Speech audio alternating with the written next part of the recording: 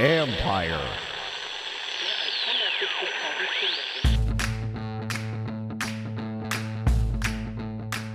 Hello and welcome to my podcast. Do me a favor, subscribe to the John Keim Report wherever you get your podcasts. If you're watching on YouTube, hit that like button, hit that subscribe button. You can find us there as part of Empire Media, AMPIRE. Always much appreciated when you tune in. Don't forget, you can read my work on ESPN.com. And if you want to become a club member, go to the Empire Media YouTube page, see the word join, click on there, go from there. You get extra reports during the week. And also for you gold members, you get that private Zoom session. We can ask me anything, and then I'm going to bring on, I've had Santana Moss in there with me. We had Logan Paulson in there one time with me. Going to have someone else hopefully this week. So stay tuned for that. Anyways, there you go. I'm going to get into my little game review, and it's more not to get too deep in the X's and O's, just a little bit about what happened and why. And, so stay tuned for that. I talk about Frankie Louvu, obviously talking about the offense. And I will say it's a little bit harder this year to pick out what is exactly you want to talk about, because there's a lot of things to talk about that I think you probably want to hear about. So not going to talk about everything, but I'll get to those. And I do want to start with a couple things. When you look, first of all, some health updates. Brian Robinson did not play in the second half. Dan Quinn said today on Monday that it sounded like it was more of a precaution to keep him out. And, game started, I think they kind of realized where the game was at, and they knew they could play it out with Jeremy McNichols and Austin Ekeler, and they did. And McNichols has done a good job of providing help when they've needed him. And it's funny because I think guys like him and Olamide Zaccheaus, and I think they really kind of provide a heartbeat for this team to a degree. And I say that because you're calling them, he's a backup running back, he's McNichols meaning, and he's been around. He's on, I think this is 11th franchise, if I remember right. And yet he's been a contributor. And I think when you show confidence in guys, it really kind of boosts their confidence. And I think when you watch McNichols, I think he's playing with a lot of confidence, and it allows you to then take a guy out and just say, okay, that's enough. You got the lead. It's 24-3, 20, whatever. You're probably going to be okay. So just get to the next week and save him, keep the health in mind for the long-term health. And I think that's just a smart plan. As far as any other health, as far as the overall health updates, so we'll know more on Wednesday for Brian Robinson, Noah Brown, anybody else.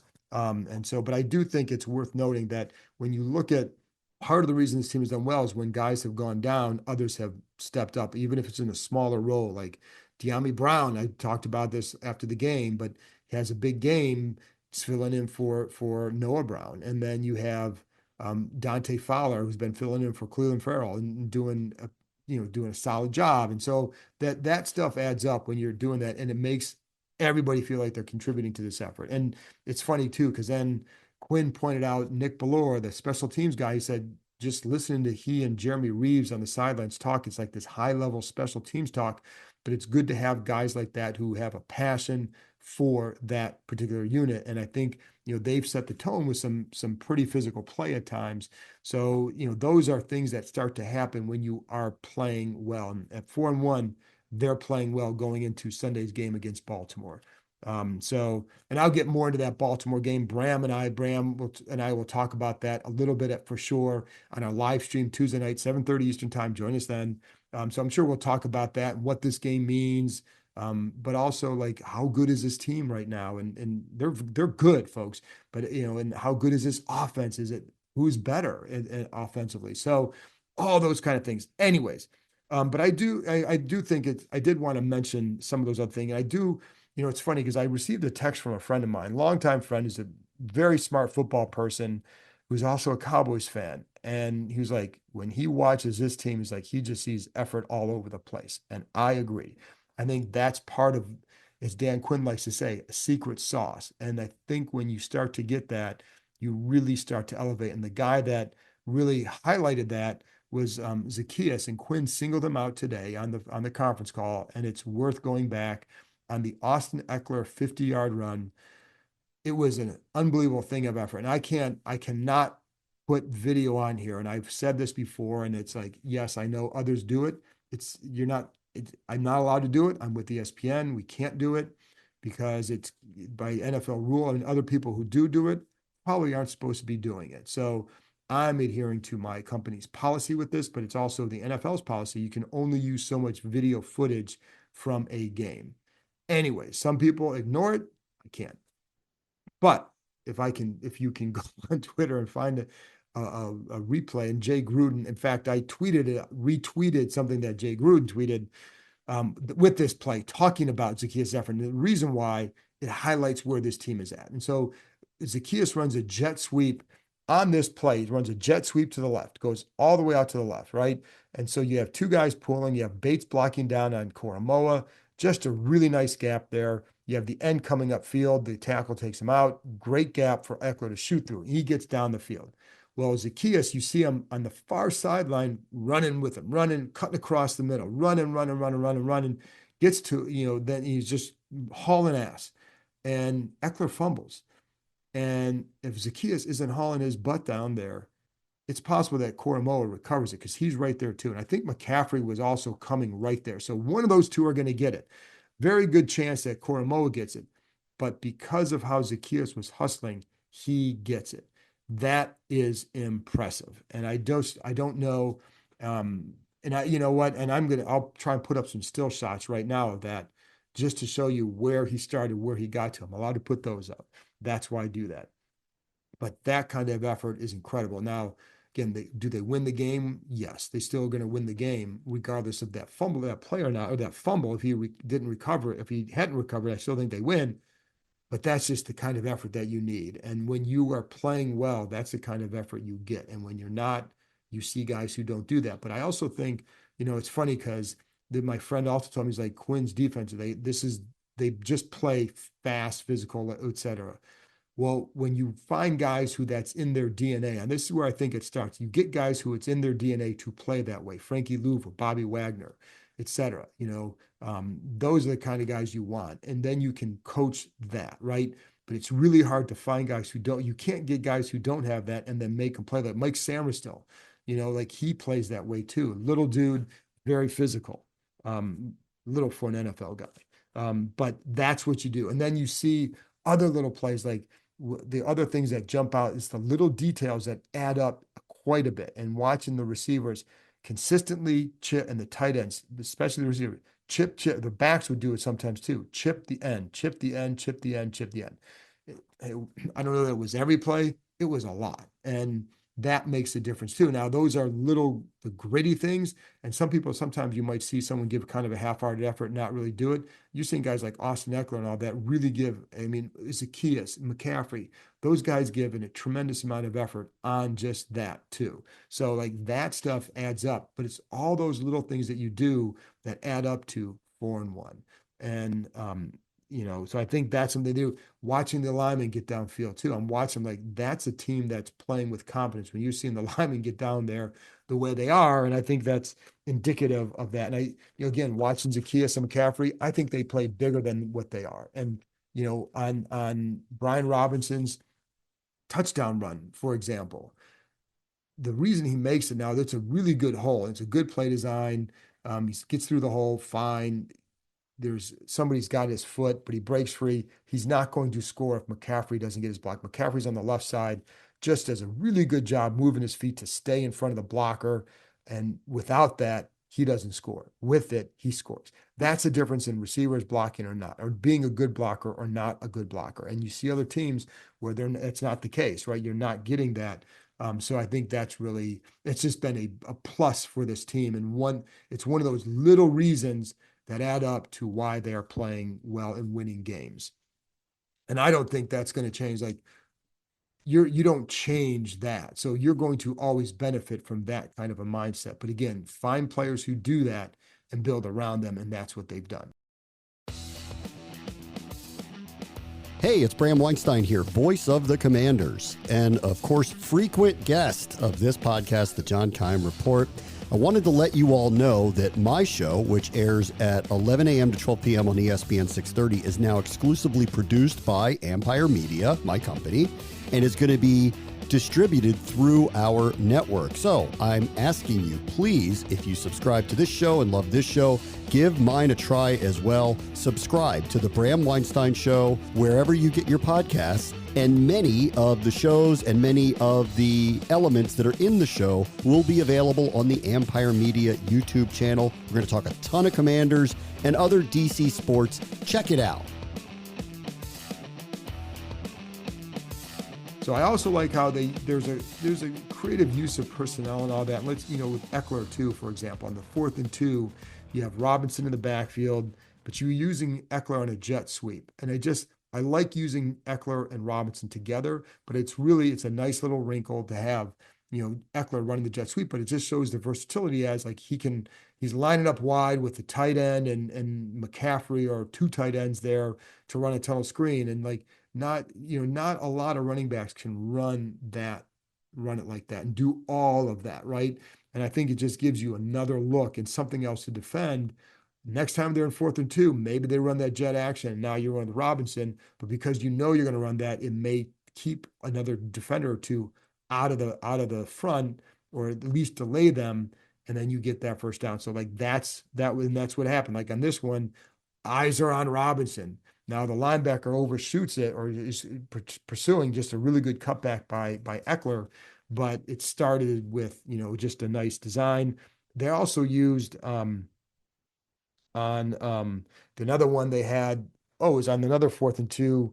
No, excuse me. It was not on the 4th and 2. It was on a 10-yard run by Robinson. And what they did, they had Eckler and Robinson in the backfield. And it looks like Eckler releases for a pass, but it looks like it might be a draw. And so, but because Eckler releases, take that back. It looked like it was going to be a pass because it was a draw. That's why it looked like a draw. But so Eckler just goes downfield and the backers are setting up. They're dropping because it looks like a pass.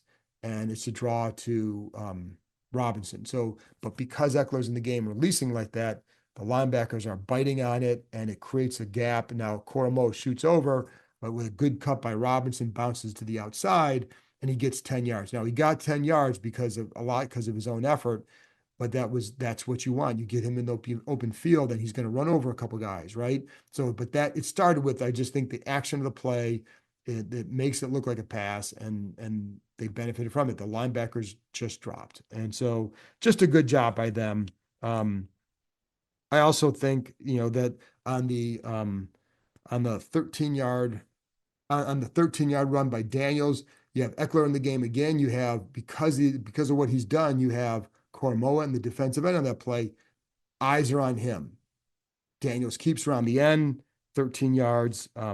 Just a nice job there. But again, it's starting to use, because of the effectiveness of Eckler, like these guys are all being effective and it all plays off each other. Like you're not sure what you're going to do sometimes or who's going to get it, because each guy has gotten it. And he's not just gotten it, but has hurt a team as well. So just a good job, I think, a continued good job by Cliff Kingsbury and Jayden Daniels too. Listen, was it his best game? No. And that's what I liked about it, because it wasn't necessarily his best game. And he actually had a lot of really good plays in the game. And I think that speaks well for him, right?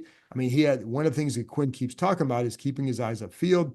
On the 66-yarder Terry McLaurin, that's exactly what he did. Now, he's not going to pick up the first down if he runs. It's third and long. He's not going to get it. It's 3rd and 13. The Browns had it defended right, but he still could have done that. But the bottom line is he kept his eyes upfield and he threw on the run. He threw a gorgeous ball.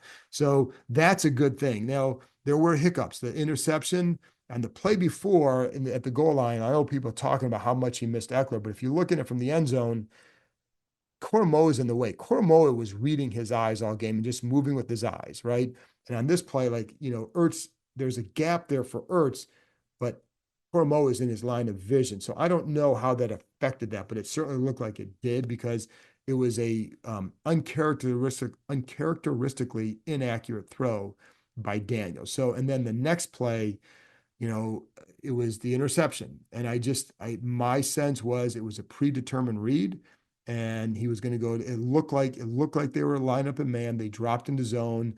I think because he thought there was man, I think he just stuck with that side. which is too bad because on the other side, Terry McLaurin breaks underneath for a slant and he's wide open. It's an easy touchdown. As Spurrier used to say, it's an easy pitch and catch. So that was the unfortunate one, and sometimes that happens in the red zone. You've got to make a quick decision, but my sense was, and I find out more during the week, but like it felt like it was a predetermined read, and I'll know more. It's something I'll talk about later in the week too, but just what you learn from that, for sure. But again, it's unfortunate because McLaurin had a touchdown on the other side. And again, sometimes when you're seeing that, it's like, this is where it's going to go. And sometimes the other guys on their side is open. He's like, hey, nothing you could do, right? But in that area, you've got to be decisive for sure. And he tried to be. I think the Browns also maybe got him with a man look and then dropped into some zone on that one too. So, but again, I like just the way his approach is. And he's a guy that, I mean, they struggled early. I think it's like five of their first 6 plays were negative or nothing. And yet they hung up 24 at halftime. So that's how you recover as an offense. It also helped, and this is something that they have to be careful. One reason I felt like they could stay consistent or at least recover from a tough start is because the way the defense played and the Browns offense was really bad, which this defense had something to do with that. But that allowed Washington's offense to stay on schedule to make sure that you can continue to do everything you want to do because the other team is not moving the ball, is not a threat. So I'll be curious to see, like, if they get into a game Sunday, what happens if they fall behind? And it's okay because you want to learn something about this team in every game. And what's going to happen there, right? And they against the Giants, they came back, but this is a higher powered offense. But they went toe to toe with the Bengals and they beat them. So, that's another good offense. So I think it's going to be interesting to see how they respond to that. But in this game, that wasn't the worry, and they were able to stay on schedule with what they wanted to call, and that was a good thing for them. So there are a couple of drops by Ertz. Doesn't help Daniels at all, of course. I think there was another one where there's a 3rd and 1 where he runs around the end and you see McLaurin breaking into the end zone again, but he picks up the first down with 2 yards and they end up scoring on that drive anyway.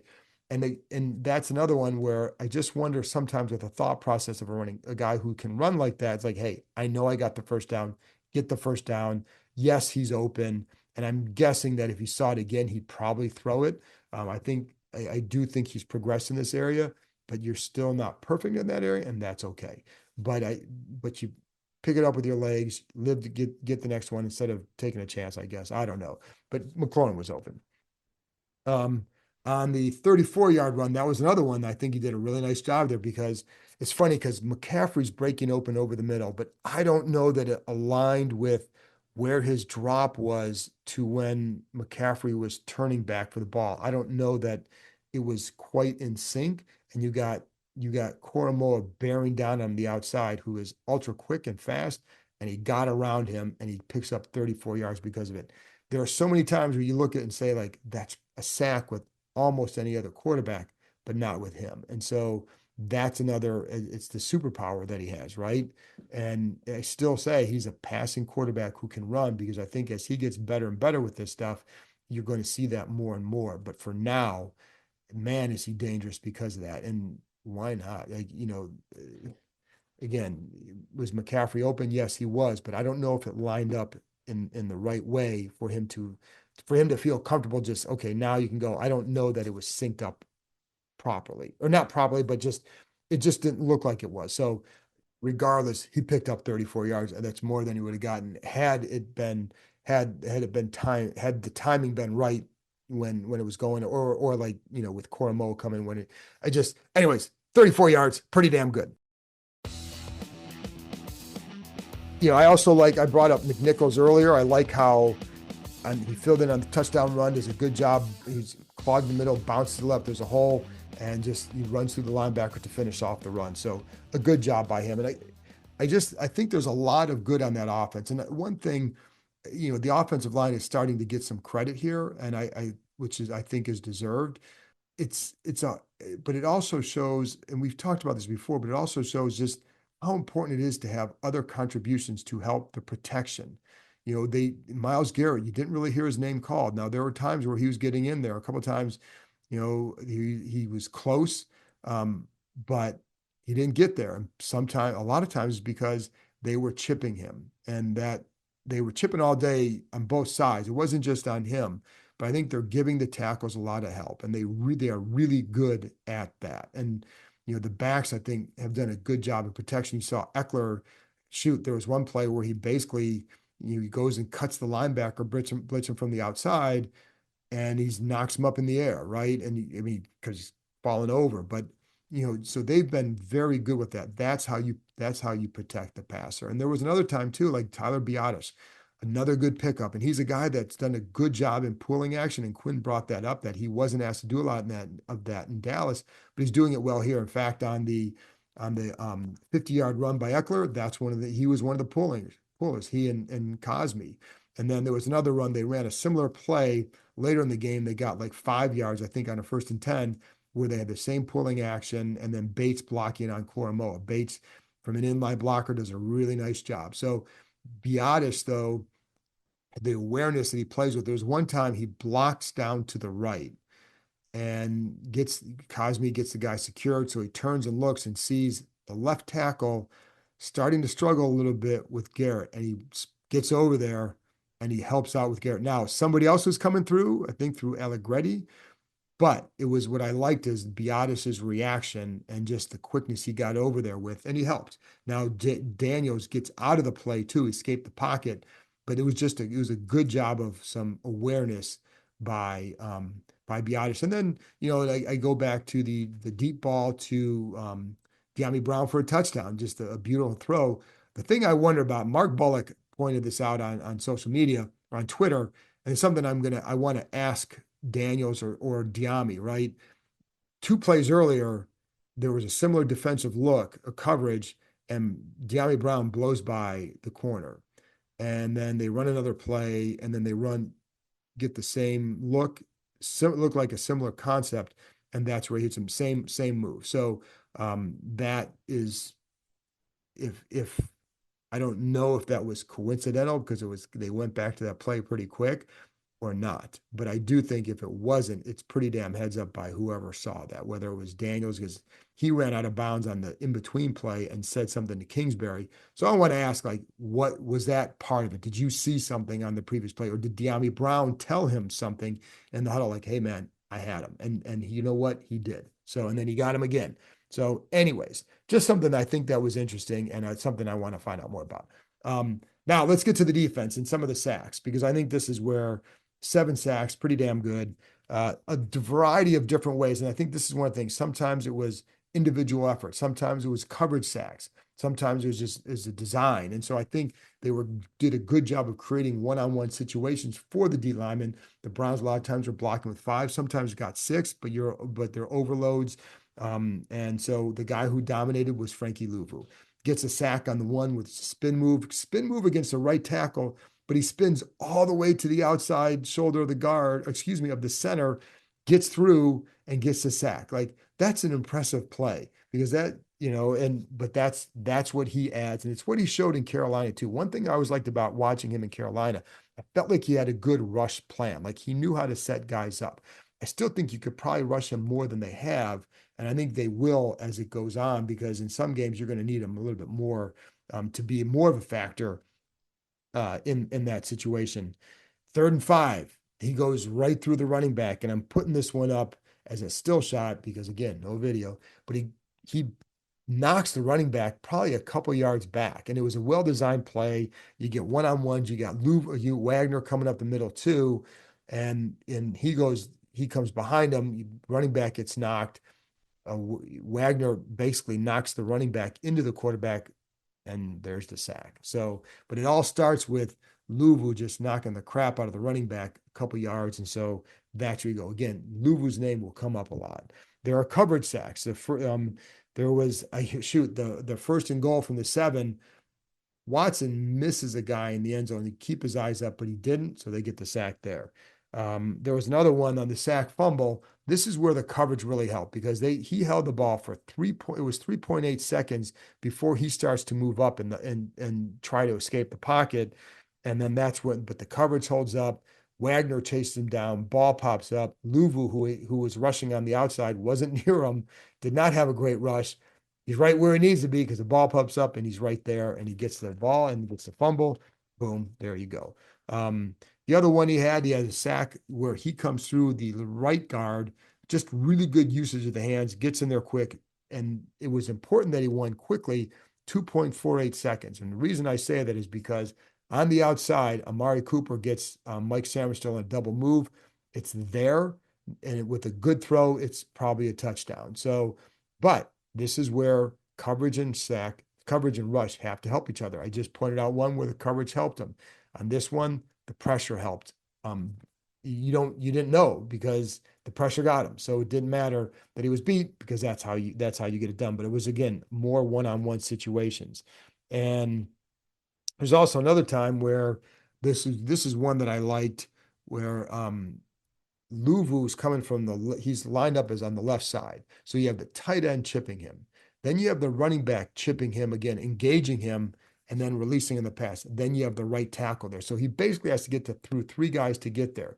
That's important because that created on the right side, you have more of not even an overload. You have more guys blocking than you have rushing, right? But on the left side, it's one-on-one. And that's big because Dorance Armstrong was lined up as a D tackle. You had Dante Fowler on the outside. Excuse me. Fowler was as a D tackle and Armstrong was on the outside. They run a stunt. The guard goes with Fowler. The tackle does not go with Armstrong, and it's a sack. And Fowler gets through. He gets through for the last sack of the game. But so the tackle should have stayed there and picked up Fowler, but he was trying. I think I botched that, folks. So I apologize. So let me say this again. So for you guys, if you're scratching your head, what the hell I was saying. Fowler comes on the inside and the stunt. Armstrong comes around. They should have switched off the lineman because that's how the guard plays it, but it's not how the tackle played. The tackle was trying to chase, and it left an opening for Fowler. That's where the sack is. My apologies for bumbling around on that. But Luvu consistently, he helps make that play, even though he's not even involved in the play because they had to pay extra attention to him. So and you were devoting resources to that side to stop a guy like that. But he made plays all game. In fact, the other one, then I'm going to put up a little picture on this one too. But this is also where the crowd, I think, helped as well, because Quinn talked about the energy in the stadium, which I agree, it was really, really good. But how loud it would get on third downs or fourth downs. In fact, on the Browns' fourth down, they had the 4th down and 1. And they had an extra tackle lined up as a tight end on the left side. That's a guy on Luvu's side. He's got to go get Luvu and keep him, certainly prevent him from getting upfield, and at least maybe turn him in. Because if he does, then the Browns have a sweep to the outside, probably picks it up, and they get a 1st down. But because he's slow to get off the ball, off the snap, you see, if you're looking at the picture, you can see all the linemen are getting up. The last guy is not, and that gives Luvu the advantage. And he gets upfield and just forces the running back to try and cut inside, which does not look like where it's supposed to go. And he ends up tripping him up and stops him, and Washington gets the ball. So Luvu's impact was felt all game in so many ways when he got the play and even when he didn't. And or even in the pass game as well. So that's what you need. That's what they're looking for from him. I do think other guys have played well on that defense. I keep pointing out Benjamin St-Juste, I think has had a good camp, has had a good start to the season. And I think it's just things are working. I do think it's a really good test for this defense on Sunday, but regardless of what happens, you got to show up the next week anyways. And so I don't think it's necessarily a referendum on them, but I think it's good to see, okay, they've had 2 good games in a row. Let's see, are they going to keep improving? If so, where? Like Quinn talked about the area he felt they've been better at the other day, and it needs to continue, is the tackling. He said they had him, I think it was with 4 missed tackles. The previous games, they were in double digits. So that's a good improvement. It's a necessary one. And the other thing they haven't done that I'll be curious to see if they can do more of this, is taking the ball away, because this offense has not had a lot of short fields. It was Eckler. There was a punt return the other day that got in a short field. Eckler's return against the Bengals, but they're not getting the takeaways to set them up. That's what's kind of impressive about what this offense has done. It's really them moving the ball on their own. They're not, they could use more short fields to help them out. So anyways, that's it from me, folks. I'm starting to ramble. I apologize if I confused the hell out of you. Didn't mean to do that, but it's late. And so there we are. So anyway, join me Tuesday night, 7:30 Eastern time with Bram Weinstein, the Voice of the Commanders, as we go over this and just start to look ahead to the game against the Ravens. It's going to be a fun one. Going to be a fun week talking about this because we're talking about football involving these teams, and it's just fun to talk about football. And then we'll ask some other questions and see what you guys think about how good is this offense? Is this the best offense in the NFC? Is it silly to even ask that question? I don't think it is. Anyway, folks, that's it for me. Appreciate you tuning in. I'll talk to you next time.